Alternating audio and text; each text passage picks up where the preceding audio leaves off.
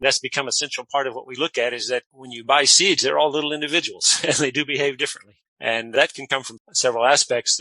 Sometimes they're just not viable for various reasons. For example, carrot seeds, there's an insect, lygus bug, that will go and penetrate the seeds as they're developing and eat the little embryos out. And the embryo itself is a very small part of the seed. So the seed can go ahead and develop and you have a big normal looking seed, but it has no embryo. So it can't really germinate. So sometimes it's damaged like that a certain fraction of the seeds don't germinate. They can be damaged by breaking them. If you take bean seeds and you drop them on a concrete floor, you've lost some germination. Some of them are going to break and damage. Another main thing too is how old they are. If you notice on the seed packet, as you mentioned, there should be a percentage number on there, and it should give the date of that last test. So generally for commercial seeds, they should have been tested within about 6 months prior to when they're sold, and there should be a number on there, which should be a minimum. That is, they should germinate at least that high, but it won't be 100%.